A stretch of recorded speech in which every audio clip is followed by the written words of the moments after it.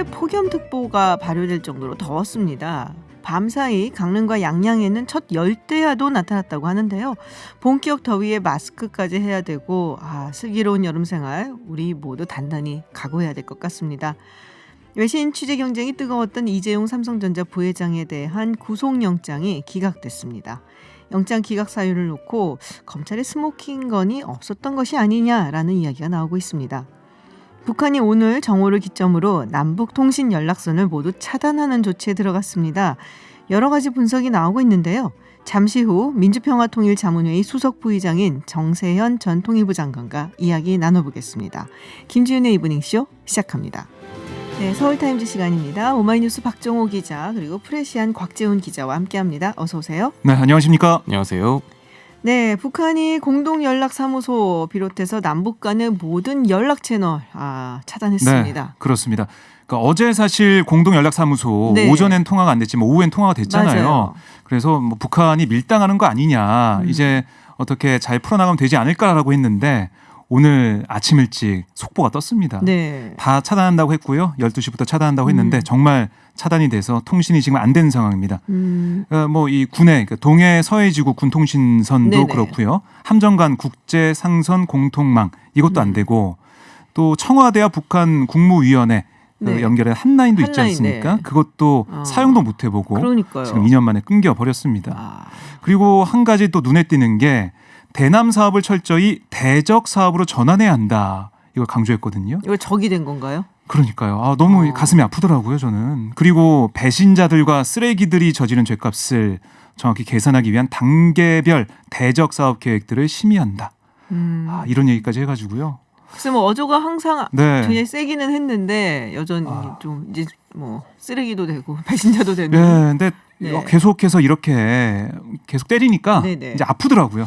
자, 그럼 이게 뭐 누가 봐도 사실 이제 모든 일의 책임은 남한이 있다. 뭐 이런 식으로 얘기를 하는 것 같은데 네. 우리 정부 입장은 어떻습니까? 일단 통일부에서는요, 오늘 통일부 당국자를 통해서 남북 간 통신선은 소통을 위한 기본수단이므로 남북 간 합의에 따라 유지돼야 한다. 뭐 간접적인 비판의 입장을 냈고요. 네. 우리 정부는 남북 간의 합의를 준수하면서 한반도 평화와 번영을 위해 노력해 나갈 것이라고 밝혔습니다. 이 통일부 당국자는 연락선은 소통의 기본수단이고 합의에 의해 개신된 만큼 합의 이행 차원에서 우리가 할 수 있는 일을 하겠다. 이런 입장을 밝혔습니다. 청와대에서는 별도 입장이 나오지 않았고요. 그냥 통일부 발표 내용을 참고해달라고만 했습니다. 네. 자, 이 관련해서는요, 좀 더 자세하게 잠시 후에 정세현 전 장관과 이야기 나눠보도록 하겠습니다. 지난 주말에 저도 이거를 이제 아는 지인한테 받았었는데요. 네. 이탄희 의원 공황장애로 지금 잠시 뭐 일을 좀 접겠다.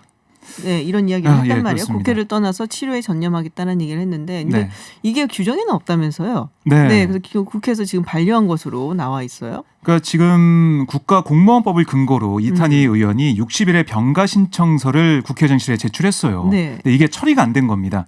그러니까 병가를 처리할 법적 근거가 없다는 게 이유였는데요.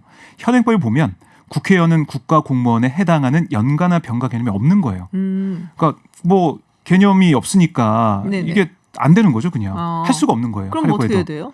그래서 병가가 아니라 사고 등으로 본회의에 불출석하는 경우에 청가서 또는 결석 신고서를 제출해도 되어 있거든요. 네네. 이걸 내는 겁니다. 그러니까 지난 20대 국회를 보면 신보라 전 통합당 의원도 출산을 위해서 본회의 불출석 청가서를 제출한 적이 있어요. 네네. 뭐 그때도 뭐 출산휴가나 병가나 이런 게 아니었고 이렇게 낸 적이 있거든요. 청가였군요. 네. 네. 그래서 이탄희 의원도 어제 본회의에 청가서를 제출하고 불참을 했습니다. 그래서 국회 본회의 때문에 내일도 국회 본회의가 열리는데 청가서를 제출하면서 뭐 휴식을 이어갈 것으로 보입니다. 이렇게 해서 깨알 지식이 쌓여가네요. 네, 국회의원들이 이제 뭐 병가나 연가 이런 게 없는 줄은 저도 처음 알았거든요. 네. 대신에 청가가 있다. 지금까지 해온 활동을 보면 굳이 그런 게 필요하지 않으셨었죠. 이런 뼈를 때리는 또 이야기를. 그냥 안 나오면 된다. 그냥 안 나와도 되는 나왔었죠. 그렇죠. 네. 거리로 나갈 수도 있는 거고 그러다가. 네. 이번에 보면 민주당이 주장하는 게 일하는 국회예요. 네. 그래서 이번 법안이 많이 만들어지면 국회 본회의나 위원회 참석 안 하게 되면 세비가 깎이거나 불이익이 있을 수 있어요. 그렇기 때문에 이거는 꼬박꼬박 청가서를 아마 낼 것으로 보입니다. 그렇군요. 자, 국회 얘기 나온 김에 이 원구성 협상 어떻게 돼가고 있는지 이제 내일 오전 내일 오전 중에 이제 해결이 돼야 되는 거잖아요. 지금 뭐 상임위원 뭐 정수라든지 뭐 이런 게 상임위 정수는 이제 내일 중에 결정을 그러니까요. 하고 실제로 네. 이제 그 배정을 하는 건 이제 금요일까지가 사실상의 시한인데 그러니까요. 일단 오늘 그래서 이 정수 개정을 위한 그러니까 정수 재배분을 위한 국회 특별위원회가 열려서 1시간 정도 진행이 됐는데요. 뭐 예상했다시피 그냥 여야 간의 입장차는 여전했습니다. 뭐 민주당은 더 이상 시기를 지체할 수 없다. 빨리 법에 따라 구성해야 된다. 이런 입장이었고 야당에서는 당신들 야당일 때 생각해라. 역지사지해라. 또 이 법제위는 분리하는 게 맞다. 이런 주장을 펴면서 맞섰는데요. 결국 이제 여야 원내 수석들끼리 이제 협상을 해서 그 이 정수 개정에 대한 규칙을 만들어서 이 내일 다시 회의를 열기로 하고 일단 오늘은 산회를 했습니다. 뭐 이 원내 수석들 간의 회동과 협상인데 아무래도 원내 대표들 선에서 이게 전체적인 그 큰 협상의 줄기가 터져야 이제 나머지가 매듭이 지어질 것 같습니다. 근데 어떻게 보세요? 어려워 지금 국면으로 봐서는 좀 어려워 보이지 않을까 싶은데요. 그래도 아직도 금요일까지는 시간이 좀 있으니까요. 또 민주당도 정말 18개를 뭐 이렇게 그냥 일방적으로 선출하기에는 좀 아무래도 부담이 있으니까 뭐 금요일까지 사이에 어떤 방법이 나오지 않을까 이런 생각도 됩니다. 그렇군요. 제가 볼 때는 11대 7로 정리가 되지 않을까 11대 생각을 7. 하고요. 여당이 법사위를 가져가고 숫자가 중요한 게 아니라 사실은 법사위가 중요한 거잖아요. 예. 네. 아무래도 민주당이 법사위는 포기하지 않을 것 같다는 생각이 듭니다. 네, 알겠습니다. 자, 지금 수도권 집단 감염 계속 확산하고 있습니다. 네. 상당히 좀 걱정스러운데 저도 오늘 굉장히 문자 여러 개 받았거든요. 네네. 근데 광명 어르신센터에서도 지금 확진자가 6명이나 나왔다고요. 네, 입소자 어르신이라니까 더 걱정이 돼요, 지금. 그러니까요. 이 치명률이 높기 때문에 네. 걱정할 수밖에 없는데요. 입소자 3명, 또 시설 종사자 3명, 이렇게 6명의 확진 판정을 받았습니다. 어떻게 감염됐는지 봤더니 입소자 일부가 용인 큰나무교회 예배에 참석을 했었어요. 아시겠지만 용인 큰나무교회는 서울 양천구 탁구장을 찾았던 방문자가 예배를 본 곳이거든요. 그러니까 결국 탁구장발 감염이 교회를 거쳐서 어르신 보호센터까지 간 겁니다. 좀 이런 점이 좀 무서워요. 그러니까요. 사실. 이렇게 여러 번 건너뛰는 적이 없었는데 막 2월, 3월 그때는 네. 지금은 뭐. 근데 여기서 또 어떻게 또 튈지 모르니까 네. 계속 좀 봐야 되는 상황이고요. 그리고 경기도 성남시 방문 판매 업체 NBS 파트너스에서도 6명이 확진 판정을 받았습니다. 근데 여긴 또 어떻게 됐는지 봤더니 우리가 알고 있는 리치웨이, 예, 그 방문 판매 업체 리치웨이 확진자가 이 성남시 업체를 찾았다고 해요. 그러니까 이건 리치웨이발 감염이에요. 그렇군요. 예. 그러니까 어제 확진된 중국동포교회 쉼터 확진자들도 리치웨이발 감염이었잖아요. 그러니까 우리가 볼 때 그동안 유흥, 주점, 뭐 노래방, 종교시설 이런 것만 위험하다고 생각했었는데 이제는 그러니까 우리가 3밀 조건이 하지 않습니까? 밀폐, 밀집, 밀접. 이 세 개의 조건을 좀 가지고 있는 공간은 다 위험하다. 다 조심해야 된다. 이렇게 보여지고요. 방역 수칙 꼭 지켜야 된다라고 저희가 얘기할 수밖에 없습니다. 그렇군요. 근데 그 인천 학원 강사 이제 좀 왠지 유명인이 된 느낌인데, 네, 이 인천 학원 강사 발로 확진 판정 받은 사람들이 굉장히 많잖아요. 지금 보니까 뭐 한 80명 가까이 된다고 이런 얘기가 있는데 어떻게 뭐 인천시에서는 구상권 청구하고 뭐 이런 얘기가 있습니까? 그러니까 이 학원 강사가 한 달 만에 완치 판정을 어제 받았습니다. 근데 뭐 다른 그런 걸로 계속 입원하고 있다라고는 하는데요. 어쨌든 이제 고발도 했고 경찰에 뭐 조사도 해야 되고 인천시가 구상권을 행사하느냐 마느냐 여기에 관심이 좀 모아지고 있는데 인천시는 뭐라고 했냐면 아직 구상권 청구는 검토하지 않고 있다라고 했어요. 그러니까 우리가 들었을 때 그럼 구상권 청구 안 하는 거 아니야라는 생각을 할 수가 있는데 그건 아니고요. 인천에서 지금 확진자가 많이 나오고 있잖아요. 그러니까 여력이 없다는 거예요. 이거를 어떤 사람의 얼마씩 뭐 청구할지 이건 다 모아야 되잖아요. 사례를 모으고 봐야 되는데 그걸 할 수 있는 여력이 없다는 겁니다. 그러니까 이거는 찬찬히 좀 시간이 지난 다음에 할 것으로 보이고요. 경찰은 뭐 이 A씨, 그러니까 인천항 강사를 소환 조사한다고 얘기하고 있는데 완치가 됐지만 재양성 판정이 나올 가능성도 있잖아요. 그렇죠. 그래서 좀 신중히 소환 조사 시기를 정할 계획입니다. 알겠습니다. 자, 근데 인천 한 중학교 또 인천 얘기를 해야 되는데 여기서 코로나19 검사 지원 업무를 했던 보건소 여직원 3명이 쓰러졌다는 얘기가 있어요. 이게 무슨 일인가요? 미추홀 소방서에 따르면 오늘 오전 11시 48분께 이 미추홀구 남인천 여중 운동장에 설치된 이른바 워크스루 선별진료소에서 26살 A씨 등 보건소 직원 3명이 쓰러진 것을 다른 직원이 발견해서 119에 신고를 했습니다. 이 직원들은 코로나19 검사 업무를 하던 도중 갑자기 쓰러졌고요. 이 출동한 119 구급대의에서 인근 병원으로 병원으로 옮겨서 치료를 받고 있는데 뭐 코로나 감염이라든가 이런 경우 네네. 이런 건 아직까지는 아닌 것 같고 낮 최고 기온이 30도까지 너무 오른 더운 더워서. 날씨에 게다가 두꺼운 보호복을 입고 아유. 예, 게다가 운동장에서 검사 업무를 하던 도중에 탈진한 걸로 파악이 됐습니다. 이 직원들은 구급대에 어지럼증, 과호흡, 뭐 손떨림 이런 증상을 호소했다고 합니다. 그러니까 이게 날씨가 점점 더워질수록 더 힘들겠다는 생각이 드네요. 우리가 예전에 뭐 날씨가 네. 더워지고 기온이 올라가면은 좀 나아질 거다, 바이러스가 죽을 네. 거다 이런 얘기했는데 그게 아니라 오히려 우리가 더 힘들어지는 느낌이 들어서. 그러니까 네. 우리는 마스크만 쓰고 있어 너무 덥잖아요. 그렇죠. 근데 벗고 보호까지 싶은데. 입고 있으니 얼마나 더웠을까. 굉장히 힘들었을까. 빨리 쾌차하시길 빌고요. 자, 근데 이게 무슨 소식인가 잠시 좀 설명을 해주세요. 대구시가 이 코로나19에 따른 긴급 생계자금 이 가운데 25억 원을 잘못 지급했다. 누구한테 잘못 지급한 거예요? 그러니까 이게요, 그 좀 헷갈리실 수 있는 네. 게 정부에서 주는 재난지원금이 아닙니다. 네네. 그게 아니고요. 대구시 이제 지자체에서 이 정부 재난지원금하고는 별도로 이제 코로나 확산 때문에 생계가 어려워진 영세 자영업자, 일용직 근로자 등에게 지급을 한 돈인데요. 이게 어떻게 만든 돈이냐면 이제 그 정부 지원금 외에 네. 이제 뭐 다른 세출 조정이라든지 이런 거를 통해서 이제 이 자금을 만들어 가지고 이 중위소득 100% 이하 가구, 그러니까 그 한국 인구를 쭉 이렇게 세워놓고 쭉 줄 섰을 때, 그러니까 소득이 가장 적은 사람부터 많은 사람까지 해놨을 때 그 딱 가장 중간이 중간. 중위소득인데 이거보다 적게 버는 가구를 대상으로 네네. 뒀는데 중요한 건 주면서 이제 그 공무원 또 사립학교 교직원, 공공기관 임직원 등은 이제 중위소득 100% 미만이라도 지급 대상에서 제외를 했습니다. 근데 이번에 파악을 해보니까 이 공무원, 교직원 또 공사 공단 직원 등 중에 한 3,900여 명이 이제 25억 원 정도를 원래 수령 대상이 아닌데 부당 수령한 걸로 파악이 돼서 지금 대구시가 환수조처 등을 진행하고 있다는 얘기인데요. 뭐 부당 수령자에는 공무원 1,800여 명, 또 사립학교 교직원 1,500여 명, 또 군인 297명 뭐 이런 이제 그 인원들이 포함이 됐다고 합니다. 그분들 근데 중위소득 50% 이하인 거는 맞아요? 그거는 이제 확인을 해봐야 될 네네. 건데요. 근데 어쨌든 이 소득 여부하고 상관없이 지금 현직인 경우에는 공무원은 이제 안 주기로 했었으니까. 그렇죠. 안 주기로 했었으니까 지급 대상이 아닌데 이게 잘못 지급이 된 거 같은데 그래서 대구시에서는 뭐 경위를 지금 파악하고 있는데 이제 이를테면 단순히 100% 이하면 다 주는 줄 알고 뭐 잘못 신청을 한 건지 아니면 알면서 이제 허위 부정수급을 한 건지 이거는 아직 파악 중인 걸로 지금 보이고 대구시 이승호 경제부시장은 환수 대상자에게 통지 후에 고지서를 발부해서 이 납입 환수를 하도록 조치를 하겠다고 밝혔습니다. 그렇군요. 대구시가 공고 당시에 이게 비대상자지만 개인정보보호법 때문에 대상 여부 확인하기 어렵다라고 이걸 아예 신청하지 말라고 당부를 했대요. 근데 수천 명이 이를 어겨서 한 거잖아요. 여기에 대한 비판이 좀 있을 걸로 보이고요. 그리고 이걸 환수하기 위해서는 다시 명단 대조하고 납입고지서 발부하고 이게 행정력이 들어갑니다. 행정 낭비라는 지적까지 좀 나오고 있습니다. 그렇군요. 자, 그 다음 소식은요.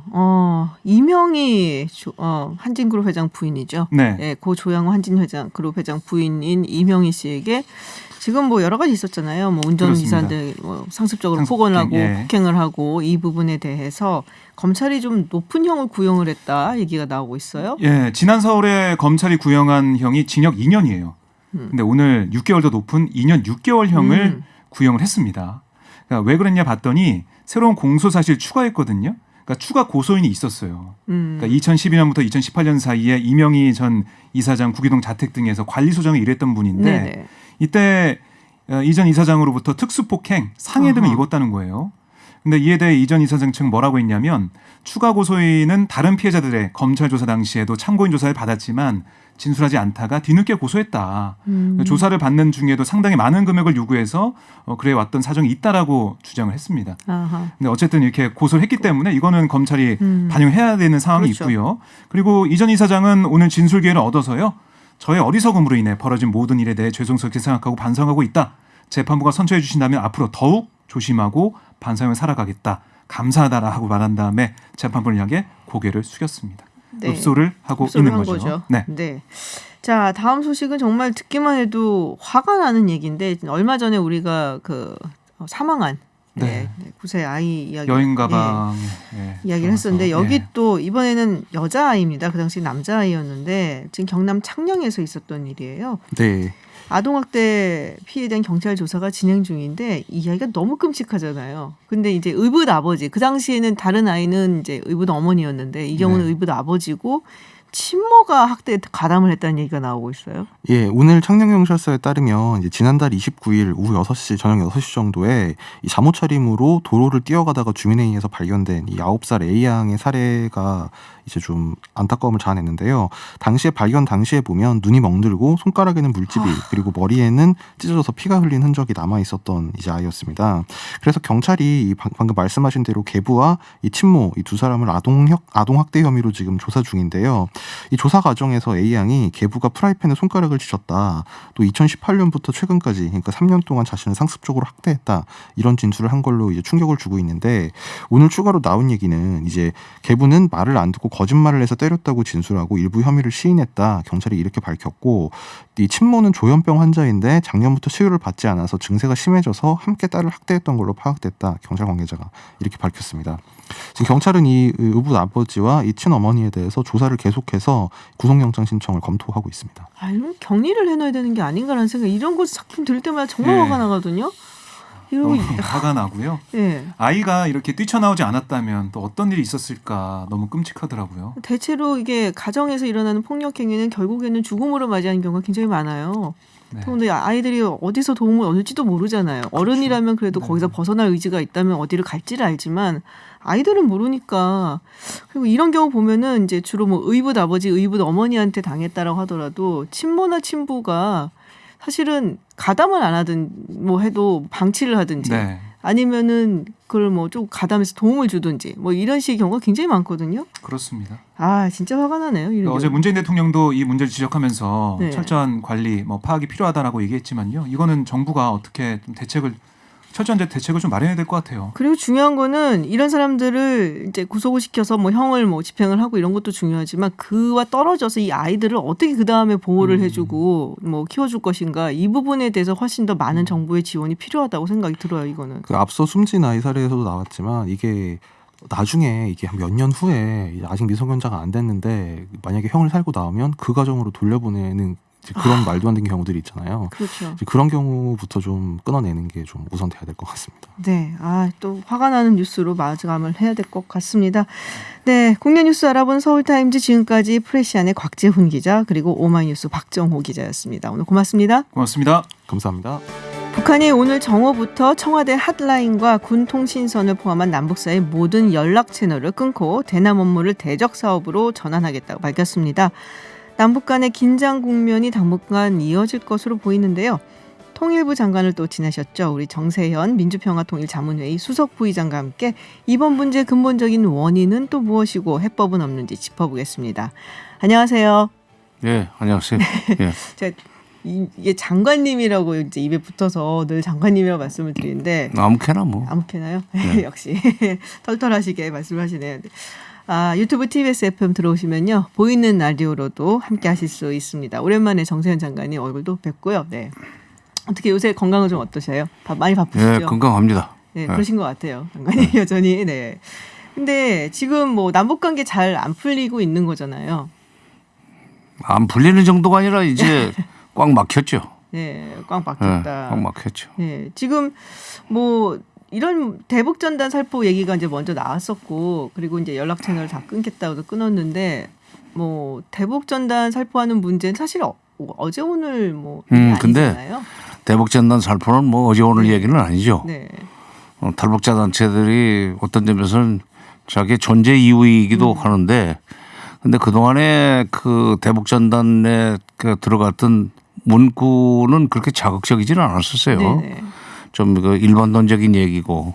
근데 이번에는 김정은 위원장을 직접 찍어가지고 뭐 살인마니 또는 무슨 위선자 또 무례한 이런 식으로 아주 노골적으로 인신공격을 하거나 모독을 하는 표현을 쓰니까 북한으로서는 가만히 있을 수가 없죠. 북한이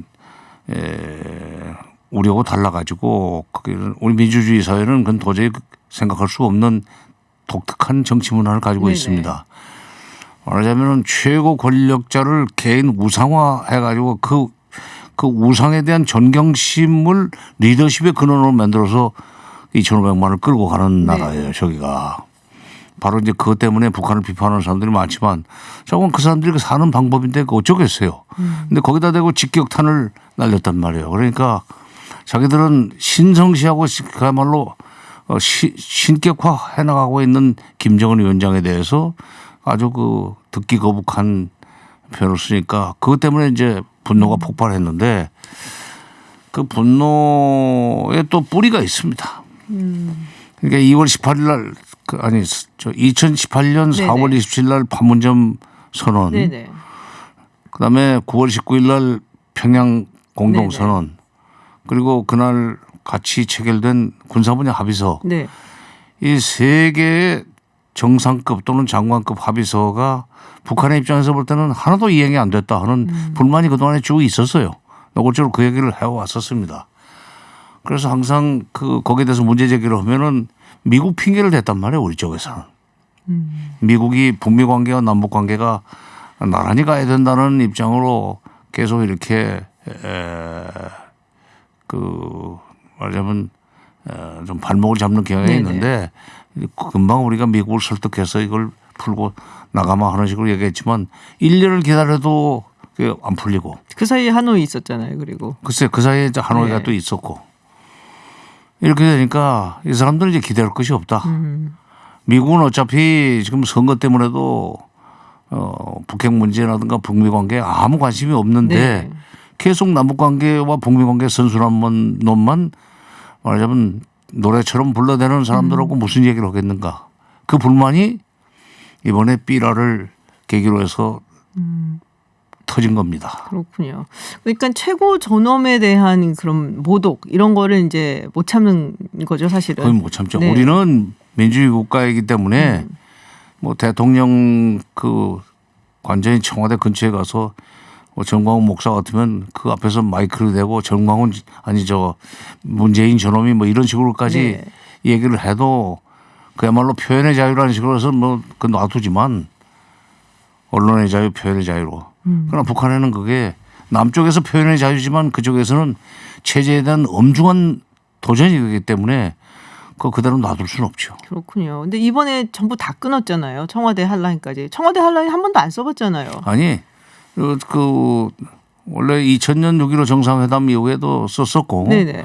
또 2018년 그 4.27 정상회담 때 다시 그게 또 살아나서 사용됐었죠. 예를 들면 그때 그 2018년 5월 달에 5월 24일로 기억하는데 트럼프 대통령이 트럼프가 한번 갑자기 뒤집었을 때. 북미 정상회담 안 네네, 하겠다고 맞아요. 했을 때 예, 예. 바로 그 한라인으로 김정은 위원장을 불러내서 네. 5월 26일 날 원포인트 정상회담을 하지 않았어요? 맞아요. 예. 그때 아주 기념하게 썼죠. 이제 그런 식으로 간간히 써왔는데 이번에 이제 그것마저 끊었다는 얘기는 조금 우리가 심각하게 봐야 되는 엄중하게 받아들여야 되고. 근데 그보다 더 지금 그 심각한 것은 사실은 서해선과 동서해선의 군 통신선 이것마저 끊었다는 것이 이게 좀 문제입니다. 군사적인 말하자면 그 긴장이 고조되거나 또는 북한의 군사적인 대남 위협 행위가 있을 때 그 전화로 바로 항의할 수 있었거든요. 네네. 그러면 또 그쪽에서 해명도 했어요. 그런데 이제 그것마저 끊어버렸다는 얘기는 앞으로 너희들 얘기 안 듣고 우리 하고 싶은 대로 너희들 얼마든지 괴롭힐 수 있어 하는 메시지란 말이야. 그러면 접경 지역에 살고 있는 국민들은 무슨 죄입니까? 그렇죠. 총소리만 들려도 이게 무슨 전쟁 나나해서 불안해야 되고 삐라 띄울 때 거기 공중으로 떠 있는 저 풍선 향해서 고사포 쏘아대면은 그 소리는 그냥 뭐 엄청나게 크게 접경 지역 주민들을 그 고막을 때릴 거 아니에요? 네네. 근데 그걸 막자는 건데 이걸 가지고 무슨 김여정이 한마디 하니까 벌벌 기면서 김여정법을 만들어? 김여정이 인상 쓰니까 무슨 전단 살포 금지법을 만들어? 이거는 진짜 남북 관계에 대해서 그러면 아니 나는 지금 요즘 통합당 말하는 거 보면은 만약 그 사람들이 집권하면 남북 관계는 완전히 그냥 파탄 낼 겁니까? 어떻게든지 접촉의 끈을 놓지 않고 남북 관계를 한 발짝이라도 개선시키는 쪽으로 가야만 되는 게 분당국의 한쪽 정부예요.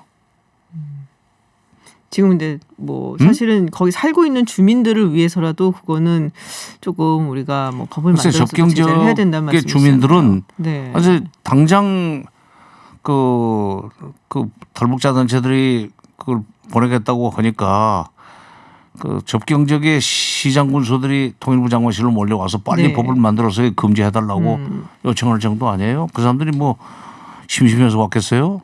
그렇죠. 네.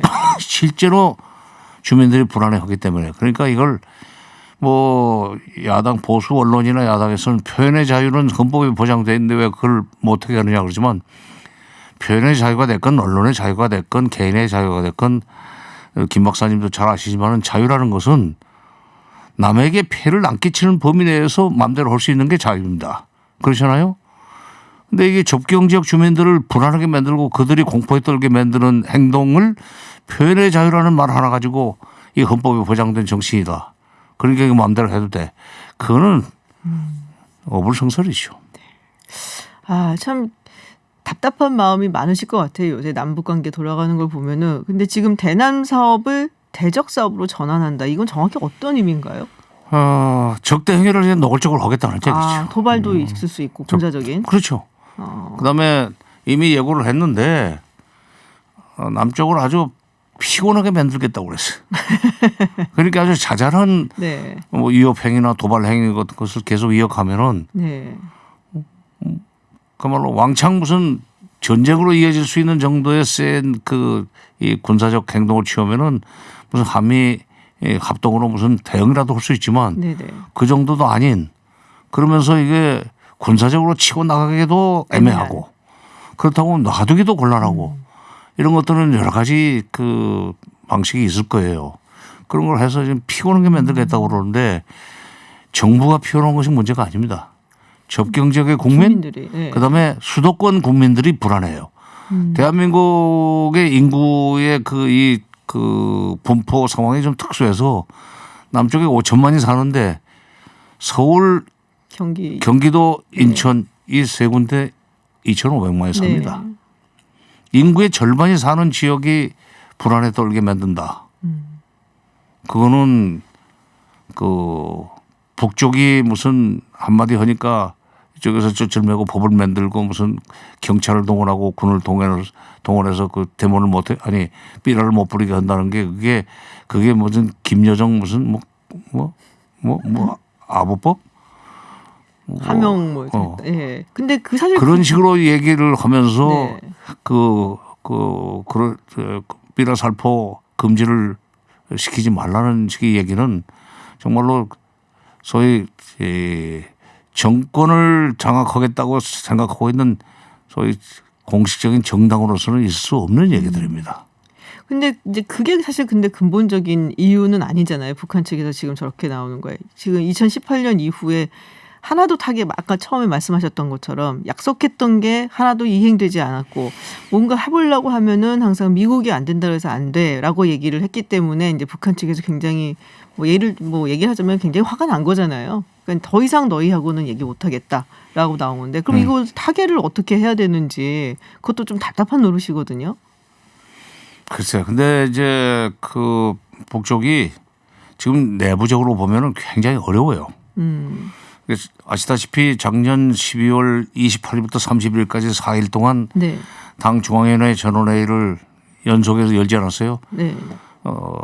대개 하루면 끝나는 게 중앙위원회 전원회의인데 이거를 4일씩이나 하는 건 그만큼 이 대내외 사정을 엄중하게 본다는 증거였었습니다.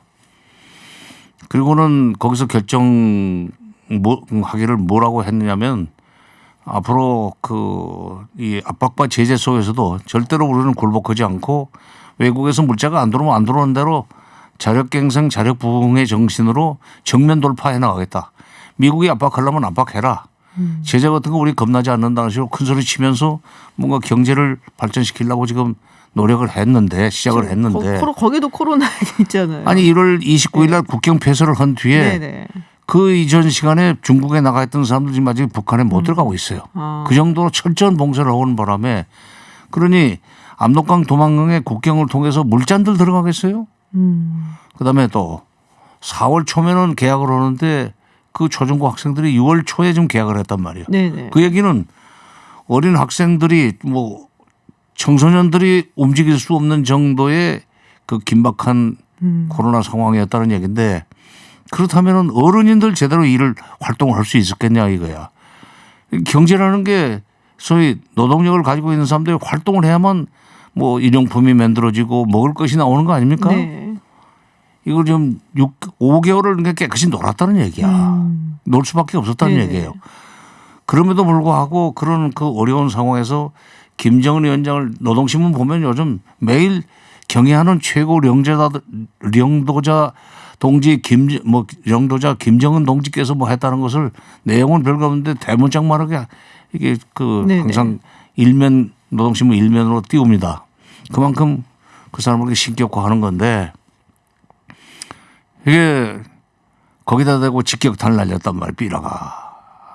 그러니까 이게 5개월 동안 지금 아무것도 못해서 짜증이 나는데 이 직격탄을 날려서 진짜 최고 저놈을 막 그냥 밑에서부터 걸고 들어오니까 가만둬서는 안 되겠다. 그러니까 그동안에 쌓였던 불만 이것에 대한 그 이 분노보다는 일단 그 삐라에 대해서 이것부터 버릇을 잡지 않으면 안 되겠다.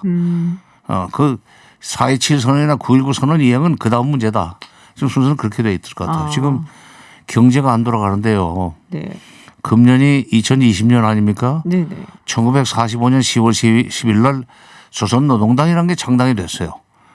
그래서 금년 10월 11일 그 D-Day로 삼아 가지고 평양 종합병원이라는 네네. 것을 지금 짓고 있습니다. 그게 뭐 가장 최우선 사업이라고 그러더라고요. 그 말하자면 이 노동당 창건 75주년 기념 사업으로 그 공사를 추진하고 있는데 골조 공사는 웬만큼 했을 네네. 때다 사진 보니까. 근데 골조 공사 끝나면 뭐래요? 의료 기기가 들어가야 될 거 그렇죠. 아니에요. 이런 것을 보내줄 수 있는 데는 남한밖에 없단 한국밖에 말이야. 없죠. 미국은 절대로 안 줄 거고. 네네. 그러려면 남북 간에 뭐 그 금강산이든지 철도도로 연결이든지 죄송합니다. 이런 사업이 계속돼야 되는데 이런 걸 해줄 생각은 안 하고 최고 제가 오늘 목을 많이 썼더니 지금 있겠네요. 그런 걸 해줄 생각은 꿈에도 하지 않고 미국 핑계만 대고 그리고 B라도 그냥 무슨 뭐 하지 말라는 소리 나고 앉았지 화끈하게 이걸 법으로 단속하겠다는 얘기도 하지도 않고 한쪽에서 또 B라 단속하는 것은 뭐 표현의 자유를 구속하는 거다 하면서 반대하는 야당의 목소리가 의외로 크고 그러니까 이거 뭐 문재인 정부나 여당이 야당의 반대에 밀려가지고 결국은 법도 못 만들고 B라 단속도 못하고 마는 거 아닌가. 근데 이제 항상 그 말씀을 저는 하셨거든요. 우려가 지금 북한 네. 지도부를 지금 엄습하고 있는 것 같아요. 근데 항상 이제 우리 정부가 좀 선제적으로 나서야 된다는 말씀을 많이 하셨거든요. 예전부터. 그전에 다른 데서 말한 걸 어떻게 또 기억을 하고 있어요. 다 듣죠. 제가 장관님 나오시는 건 항상 찾아서 스토킹 하듯이 듣고 있는데 이 상황에서 또 이제 문재인 정부가 뭔가 할 수 있는 게 있을까요? 지금 저쪽이 지금 다 대북 닫았는데. 차원에서는 나는 없다고 생각합니다. 아. 저렇게 돼 있는데 북쪽에다 대고 뭐 아니 그게 아니고 뭐 회담을 뭐 비공개라도 하자 그런 식으로 하는 건 그야말로 비굴 하고 또 그게 이제 들통나면은 정말 이제 문재인 정부는 갈 데 없어요. 지금은 할 수 있는 일이라는 것은 미국을 설득하는 거예요. 정신이 없는데요. 거기 선거하고. 한미 그러느라고. 워킹그룹이라는 그 네네. 조직을 통해서 사사건건 남북 협력 사업을 미국이 허락하려고 하는 식으로 지금까지 1년 이상을 끌고 왔단 말이에요. 아니 뭐 다 더 잘 아시겠지만은 9.19 군사분야서 합의서가 합의 발표된 날 그 폼페이오 장관이 강경화 장관한테 전화해서 노발대발했다는 거 아니에요. 네. 누구 맘대로 이런 거 만들었느냐. 그때부터 정확하게 한 2달 또 좀 채 안 돼가지고 11월 중순에 한미 워킹그룹이라는 게 나옵니다. 그러더니 사사건건 거기다 대고 우리 가서 물어보는 그 이 소위 한미 공조를 하는 과정에서 금강산도 안 된다. 뭐 개성공단도 안 된다. 철도도로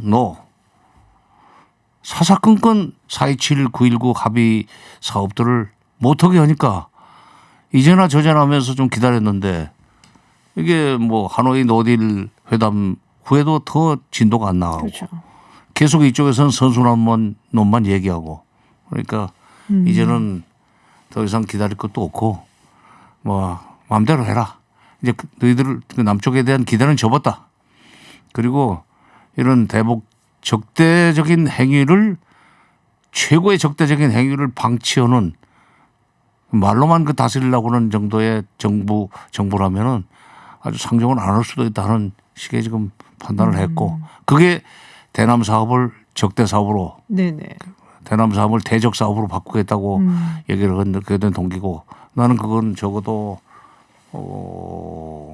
한 3, 4개월 이상 그렇게 가리라고 봅니다. 아 그렇군요.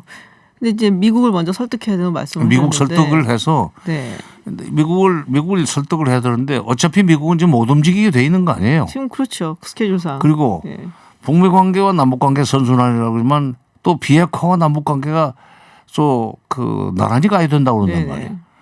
비핵화가 김지훈 박사께 더 잘 아시지만은 몇 년 된 문제입니까? 30년이 돼도 해결 안 되고 있는 문제를 거기다 대고 남북 관계를 거기다 연계시켜 가지고 비핵화가 속도를 못 내고 있고 진전이 없는데 남북 관계만 가서 앞서가서 되겠는가 하는 식으로 막는 것 자체가 이게 잘못된 거예요. 그거를 미국한테 가서 항의하는 식으로 좀 따져야 됩니다. 그래서 미국이 결국 이제 납득을 할 수 있을 때까지 2번, 3번 가서 똑같은 얘기를 해야 돼요. 네, 알겠습니다. 제 경험으로는 한 번 얘기해서는 안 돼요. 미국은. 그렇죠. 한번 얘기해서 안 되고 3번까지는 얘기해야 돼요. 네. 한국 정부 상당히 좀 어려움에 처한 것 같은데 오늘 뭐 굉장히 뼈 있는 말씀 많이 해주셨고요. 결국에는 또 미국의 이야기를 많이 해서 우리가 좀 자체적으로 풀어나갈 수 있도록 좀 강력하게 대응을 해야 된다. 그쪽부터 먼저 해야 된다는 말씀을 해주셨습니다. 네, 남북관계에 가장 관심 갖고 보시는 분이고 제가 아까도 말씀드린 스토킹을 하다시피 쫓아다니면서 보는 네, 정세현 민주평화통일자문회의 수석부의장과 이야기 나눠봤습니다. 오늘 말씀 고맙습니다. 네, 감사합니다. 네.